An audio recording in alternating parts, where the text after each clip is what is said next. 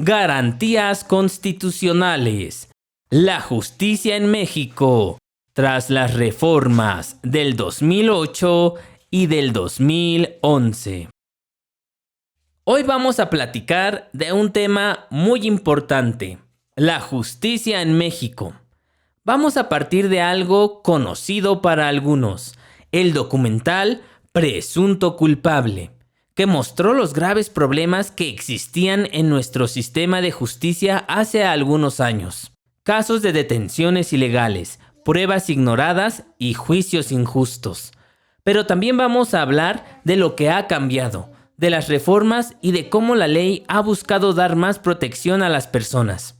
La idea es sencilla, ver qué fallaba antes y qué herramientas tenemos hoy para que no vuelva a pasar. Principio de legalidad y seguridad jurídica.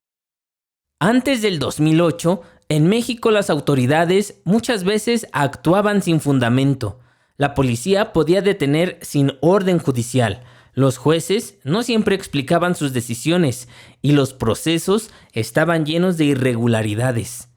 Esto generaba una sensación de inseguridad jurídica. Cualquiera podía ser acusado sin pruebas claras. En el documental Presunto Culpable, por ejemplo, se ve como un acusado enfrentó un proceso sin que se respetaran estas garantías, lo que lo convierte en un ejemplo claro de lo que no debe ocurrir. El tema clave aquí es el principio de legalidad. ¿Qué significa? Que ninguna autoridad puede actuar de manera arbitraria. Todo lo que hagan jueces, policías o ministerios públicos debe estar fundado, con base en una ley, y motivado, explicando las razones de su decisión. Este principio está directamente relacionado con la seguridad jurídica, que nos da certeza de que no van a inventar reglas sobre la marcha ni aplicarlas a conveniencia. Hoy, por ejemplo, si una persona es detenida, la policía debe mostrar la orden o justificar que fue en flagrancia, es decir, en el momento del delito. Si no cumple con esto, la detención se considera ilegal.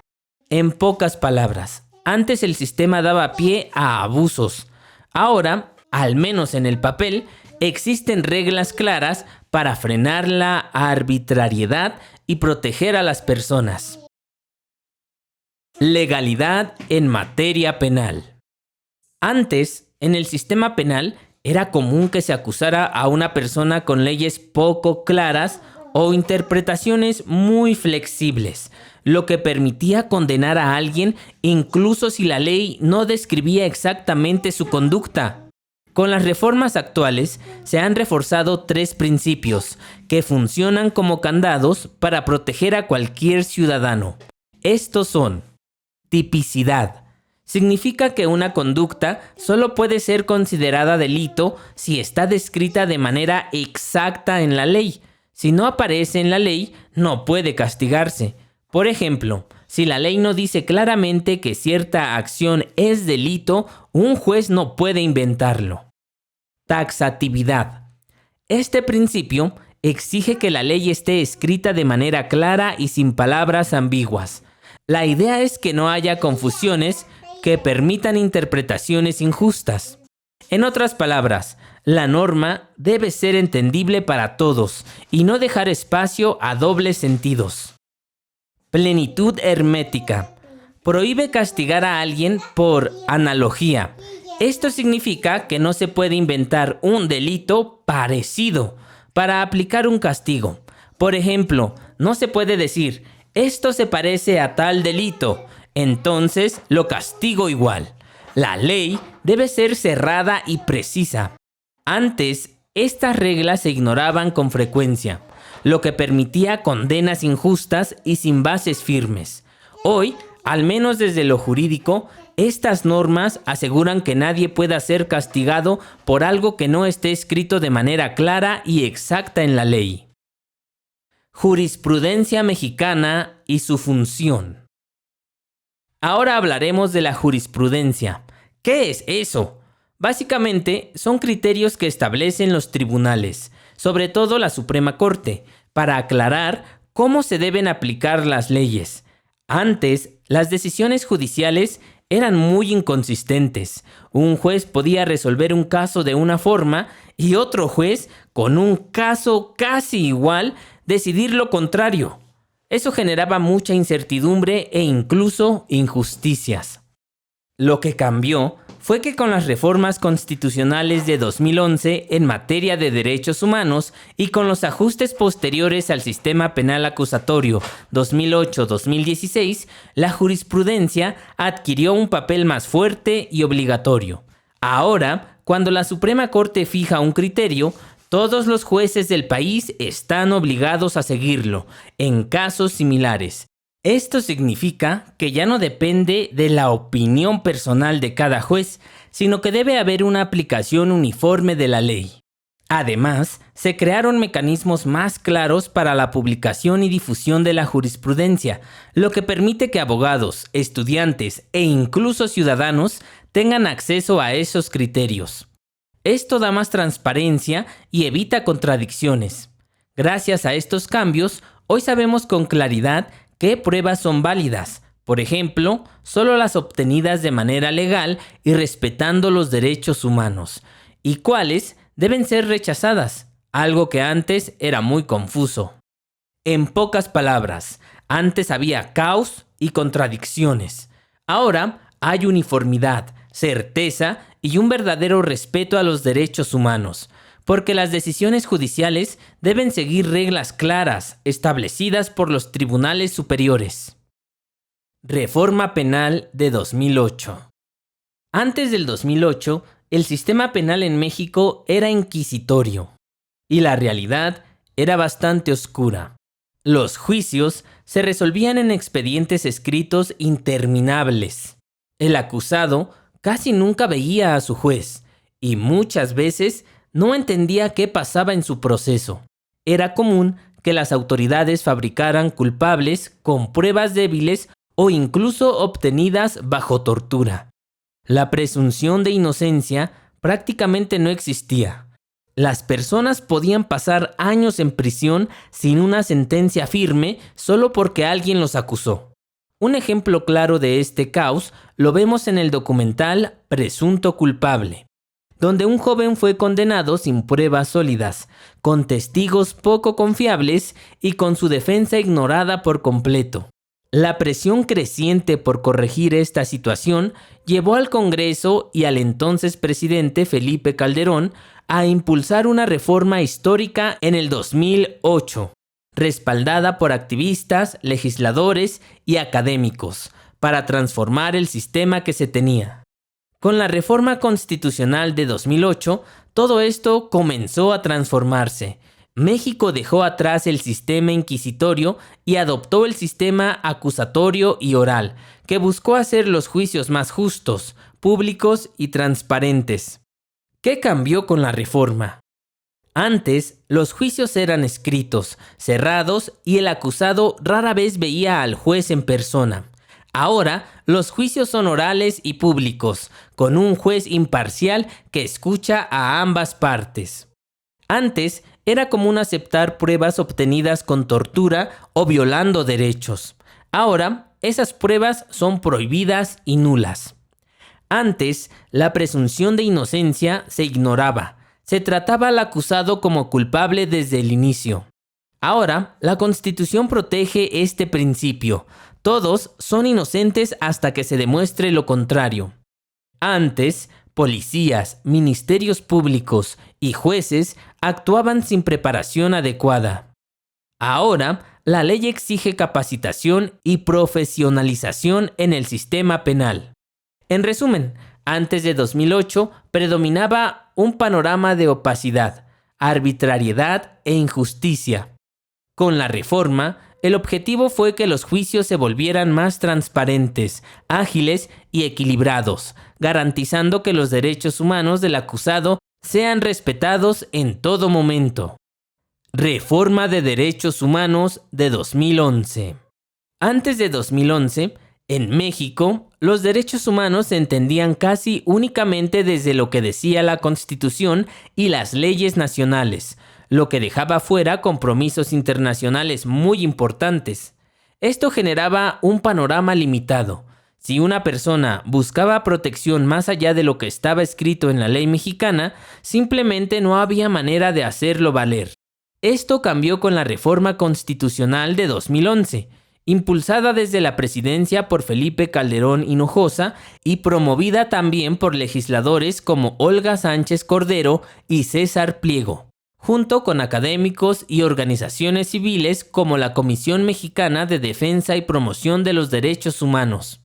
La reforma publicada el 10 de junio de 2011 modificó 11 artículos constitucionales y estableció avances fundamentales como el principio pro persona, que exige aplicar siempre la norma que más proteja a quienes ejercen sus derechos, y el control de convencionalidad, que obliga a los jueces a verificar que sus decisiones estén alineadas con estándares internacionales. Gracias a esto, ya no basta con cumplir la ley nacional, también hay que cumplir con los compromisos que México ha asumido internacionalmente. Ejemplo de principio pro persona. En un caso relacionado con derechos LGBTI, una persona trans solicitó modificar el nombre en sus documentos oficiales. Aunque la ley nacional era ambigua, la jurisprudencia internacional reconoce este derecho como parte del derecho al reconocimiento de la identidad de género. Aquí, el juez aplicó el principio pro persona al autorizar el cambio, siguiendo el estándar que mejor protege a la persona, incluso más allá de lo contemplado en la ley nacional. Ejemplo del control de convencionalidad. En el caso Radilla Pacheco contra México del 2009, la Corte Interamericana de Derechos Humanos revisó lo que había pasado con Rosendo Radilla, un civil que fue detenido y desaparecido por militares en los años 70. En ese tiempo, cuando un militar cometía abusos contra un civil, esos casos se juzgaban en tribunales militares, lo que hacía casi imposible que hubiera justicia, porque eran jueces militares juzgando a otros militares. La Corte Interamericana dijo claramente que eso violaba los derechos humanos y que México debía cambiar esa práctica. Gracias a la reforma de 2011, los jueces mexicanos ahora tienen que aplicar el control de convencionalidad, es decir, revisar que las leyes y decisiones en México no contradigan los tratados internacionales. En este caso, eso significó que ya no se podía usar el fuero militar, los tribunales de soldados, para juzgar abusos contra civiles. Ahora, esos casos deben ser llevados a tribunales civiles, lo que da más imparcialidad y más posibilidades de que las víctimas obtengan justicia. En pocas palabras, antes estábamos encerrados en nuestras leyes nacionales. Ahora, el sistema jurídico mexicano está obligado a alinearse con el derecho internacional, traduciendo ese comportamiento en una protección real y efectiva para las personas. Amparo y derechos sociales. El juicio de amparo es un mecanismo legal que protege a los ciudadanos cuando una autoridad viola sus derechos. Antes de las reformas, este recurso estaba enfocado casi exclusivamente en los derechos individuales, como la libertad personal, la propiedad privada o el debido proceso. Por eso, quedaban fuera muchos derechos sociales, salud, educación, vivienda, medio ambiente, trabajo, que en la práctica eran vistos solo como aspiraciones políticas o promesas, y no como algo que un ciudadano pudiera reclamar frente a un juez. Las reformas que ampliaron el amparo. El cambio vino principalmente con dos grandes reformas constitucionales. La reforma judicial de 1994, que fortaleció el papel de la Suprema Corte como tribunal constitucional y abrió paso a nuevas interpretaciones sobre derechos fundamentales. 2. La reforma constitucional de 2011 en materia de derechos humanos, publicada el 10 de junio del 2011, que transformó el panorama, amplió el catálogo de derechos reconocidos, obligó a todas las autoridades a respetar los tratados internacionales firmados por México y reforzó el papel del amparo como herramienta de defensa. Después de 2011, el amparo dejó de ser solo un escudo individual y se convirtió en una vía para reclamar también derechos sociales, al reconocer que estos son exigibles y justiciables. Principios clave del nuevo amparo. Estos principios se establecieron principalmente en la Constitución, artículos 1 y 103, y en la nueva Ley de Amparo de 2013, que reguló cómo debía aplicarse la reforma. Entre los más importantes están: núcleo mínimo vital. El Estado debe garantizar siempre lo básico para la vida digna. Ejemplo, acceso a alimentación, medicinas esenciales, agua potable, etc. No regresividad. Una vez reconocido un derecho, no puede eliminarse ni reducirse, solo puede ampliarse o fortalecerse. Igualdad y no discriminación. Todas las personas deben ser tratadas de manera justa, sin exclusión por motivos de sexo, religión, origen étnico, condición social, orientación sexual u otros. Interés legítimo. Ya no solo puede demandar el directamente afectado, también colectivos, asociaciones o incluso personas indirectamente perjudicadas pueden acudir al amparo. Ejemplo, una ONG que promueva derechos ambientales. Impacto del cambio. Gracias a estas reformas, hoy un ciudadano puede presentar un amparo no solo si lo encarcelan injustamente o le quitan su propiedad, sino también para exigir acceso a medicamentos, a una escuela digna o a un medio ambiente sano. Esto convirtió a los derechos sociales en algo realmente exigible y no en simples declaraciones políticas. En pocas palabras, antes el amparo era un recurso pequeño y limitado a ciertos derechos. Ahora es una herramienta robusta que protege tanto derechos individuales como sociales, alineada con la Constitución y con los tratados internacionales de derechos humanos. Caso Florence Cassés. ¿De qué se trató el caso? Florence Cassés, una ciudadana francesa, fue detenida en 2005 por su supuesta relación con un grupo de secuestradores llamado Los Zodíacos. Lo más grave de su arresto fue que la policía organizó un montaje televisivo para mostrar su captura como si fuera espontánea. Cámaras de Televisa y TV Azteca transmitían en vivo cuando supuestamente la atrapaban en un rancho. Sin embargo, semanas después se reveló que esta detención ya había ocurrido el día anterior y que se programó ese espectáculo frente a las cámaras. Florence fue la persona que apareció en ese montaje, no una actriz. Fue presentada como culpable antes de cualquier proceso judicial. Florence difícilmente pudo expresar que no quería participar en la grabación. Muchos expertos coinciden en que fue una situación en la que no había espacio real para objetar, sin temer represalias. ¿Quién lo ordenó y por qué? Este montaje fue planeado por la Agencia Federal de Investigación AFI y reportado por periodistas como Carlos Loret de Mola. Se organizó bajo la dirección de Genaro García Luna, entonces jefe de la Policía Federal. La razón parecía un intento por mostrar eficiencia policial, especialmente en un momento en que México enfrentaba una grave crisis de secuestros. Al final, lo que terminó reflejando fue una instrumentalización mediática de la justicia. ¿Por qué fue tan grave?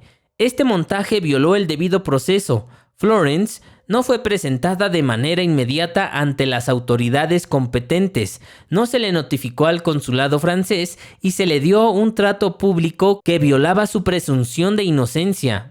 En 2013, la Suprema Corte de Justicia de la Nación ordenó su liberación, no porque se declarara inocente, sino por esas irregularidades procesales. ¿Qué cambió con las reformas legales?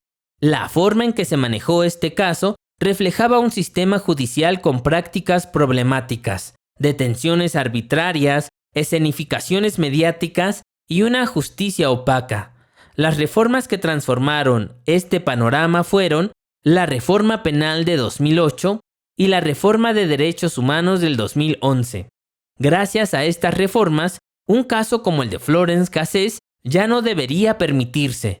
Hoy no basta con que una ley lo diga. Debe haber un juicio justo, transparente y respetuoso de los derechos de la persona. En resumen, antes los montajes y violaciones al debido proceso eran posibles. Ahora, la Constitución y los tratados internacionales exigen que todo juicio se base en justicia real, que proteja los derechos humanos de quienes están en juicio. Presunto culpable.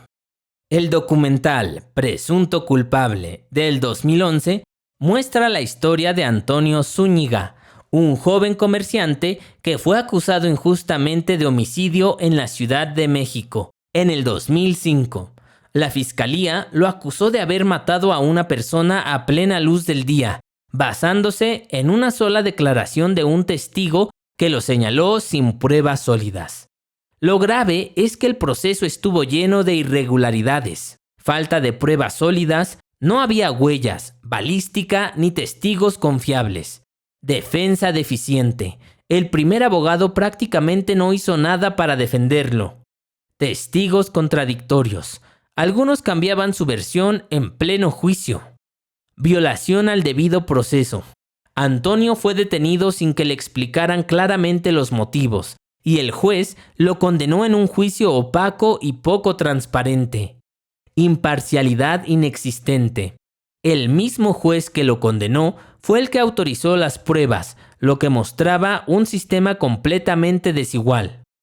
Relación con las reformas. El caso refleja cómo era el sistema antes del 2008, en pleno sistema inquisitivo, donde el juicio era escrito, cerrado al público y con un juez con demasiado poder. La defensa no tenía igualdad frente a la fiscalía y el acusado casi no tenía voz. Con la reforma penal de 2008, esto empezó a cambiar. Los juicios pasaron a ser orales y públicos, con un juez imparcial. Se reforzó la presunción de inocencia. Todos son inocentes hasta que se pruebe lo contrario. Se prohibieron las pruebas obtenidas con violación de derechos, por ejemplo, bajo tortura. Se obligó a que la defensa estuviera presente en todo momento. Más tarde, la Reforma de Derechos Humanos de 2011 fortaleció aún más estas garantías, al obligar a aplicar los tratados internacionales de derechos humanos y el principio pro persona, que significa proteger siempre al individuo con la norma más favorable. ¿Qué pasó al final? Gracias al trabajo de 2 abogados jóvenes que tomaron el caso y filmaron el juicio para evidenciar sus fallas, el proceso de Antonio fue revisado. La segunda sala de la Suprema Corte de Justicia de la Nación analizó el caso y tras años de lucha, Antonio Zúñiga fue finalmente absuelto y liberado en 2013, después de haber pasado casi 8 años preso por un delito que no cometió. El caso de presunto culpable nos deja ver con claridad lo siguiente.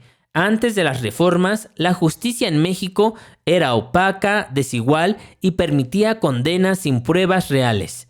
Ahora, al menos en papel, existen candados legales y constitucionales que protegen más a los ciudadanos. El sistema acusatorio y las reformas en derechos humanos buscan que nadie vuelva a pasar por lo que vivió Antonio.